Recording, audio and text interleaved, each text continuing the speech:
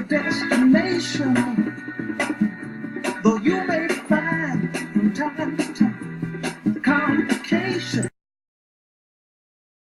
Alors je me disais que ça faisait longtemps que je vous avais pas lu un article Wikipédia.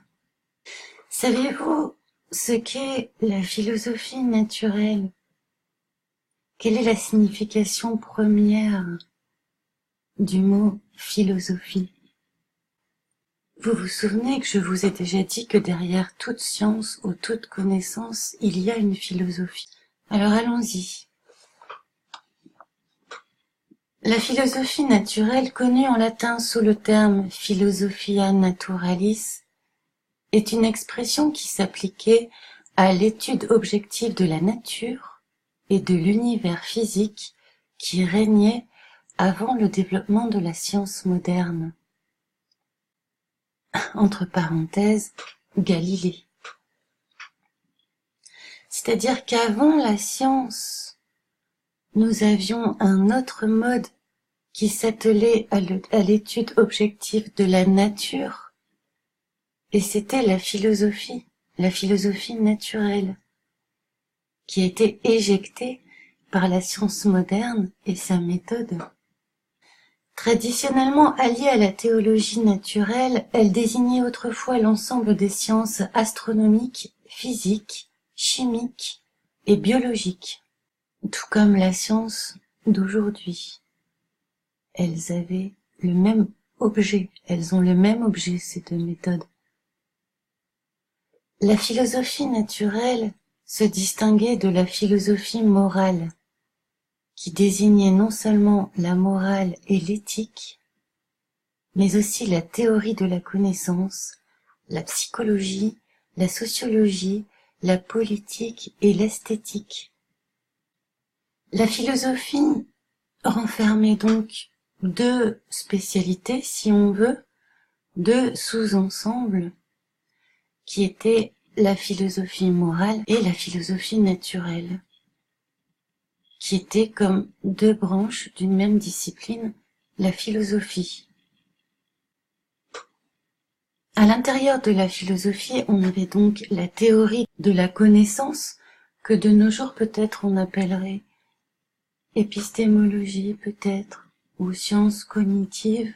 Le mot physique a pris son sens moderne qui est plus restreint que le sens originel à partir du XVIIe siècle, avec Galilée, Descartes, des héliocentristes donc, et surtout de la physique classique qui est née avec Newton, un autre héliocentriste. Le mot physique est employé dans son sens actuel depuis 1690.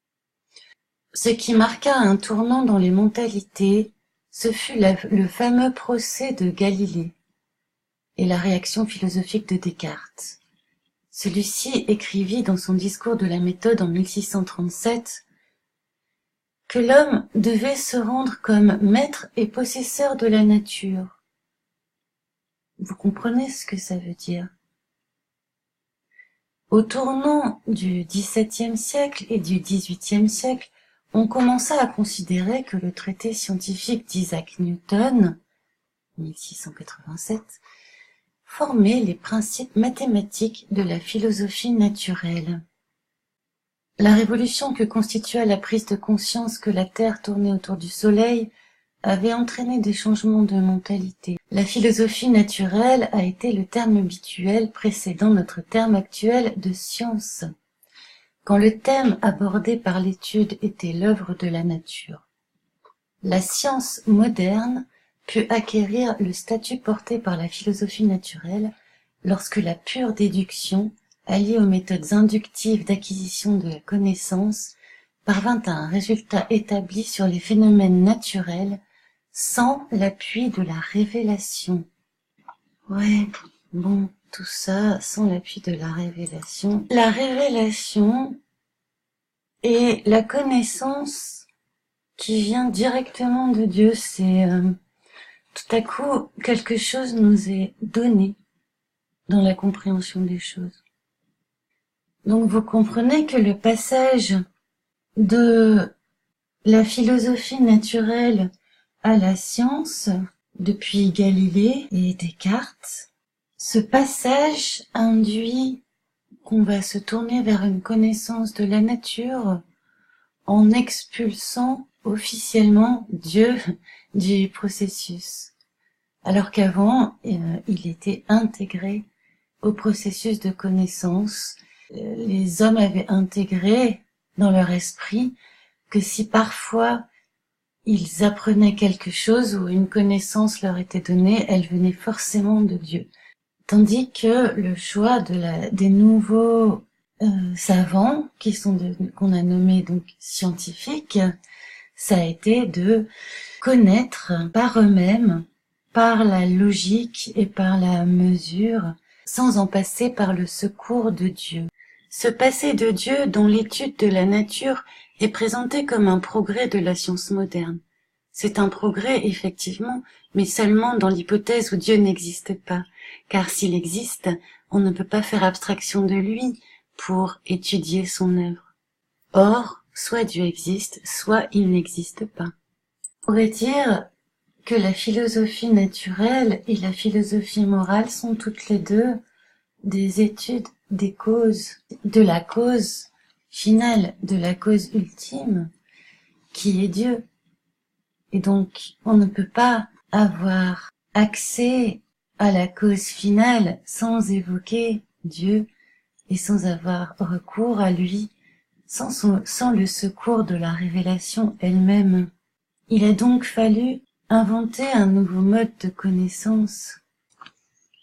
Toute chose, chaque phénomène de ce monde a une cause, et chaque cause peut se rapporter à une autre cause, et en dernière instance, à la cause dernière, c'est-à-dire le créateur de toutes les causes, qu'on a dû remplacer par le hasard dans la science moderne, ou le Big Bang. Il a fallu inventer un nouveau mode de connaissance sans le recours à Dieu pour étancher la soif de connaissance humaine. On a créé un système de création de connaissances fictives sans le recours à Dieu. C'est rigolo quand même. C'est rigolo parce que ça me fait penser à plein de choses. Ça me fait penser à Lucifer qui tente Adam et Ève en leur proposant de prendre un fruit de l'arbre de la connaissance du bien et du mal. Donc, substituer la connaissance divine à la connaissance luciférienne, si on veut, qui est une connaissance du monde, ou qu'on nous propose une connaissance du monde sans Dieu. Et, sachant, en tout cas, croyant que Dieu existe, il s'agit donc d'une connaissance fallacieuse. Et cette connaissance fallacieuse s'est fait appeler science à une époque bien particulière, à partir du XVIIe, XVIIIe, avec Galilée, Descartes, où on va inventer une nouvelle discipline d'étude du vivant, du réel, avec l'arrivée de l'héliocentrisme, presque pour l'arrivée de l'héliocentrisme, avec aussi des aménagements mathématiques pour favoriser l'arrivée de l'héliocentrisme grâce au calcul différentiel. Je vous dis, j'y connais rien en maths, mais par contre, je peux voir quand une hypothèse est une hypothèse ad hoc. Donc cette utilisation des mathématiques, que je ferais peut-être bien d'étudier, ça remonte à très loin, ça remonte à Pythagore qui se présente aussi comme le premier philosophe. Pythagore, personnage semi-mythologique, qui est aussi un personnage présent encore dans certaines mythologies maçonniques contemporaines, et sa fameuse école qui formait, sa fameuse secte qui formait au degré ultime des mathématiciens. On voit aussi avec les maths tout ce qui a rapport avec la formule et la formule magique, et tout ce qui est de l'occultisme avec la valeur des nombres et de la numérologie, notamment dans la Kabbale et toutes ces anciennes traditions initiatiques en fait, qui sont toutes à peu près dans le même moule. Cette glorification des mathématiques n'est pas sans lien non plus avec le passage d'une civilisation analogique à une civilisation numérique, du signal continu, de l'évolution, de la progression en fait, au passage à une civilisation du 0 et du 1, du pour et du contre, du oui et du non, du tout et du rien, du numérique, du signal numérique. Voilà, on aura l'occasion d'en reparler, c'est certain. Et je vous dis bravo pour votre attention, bravo et à bientôt.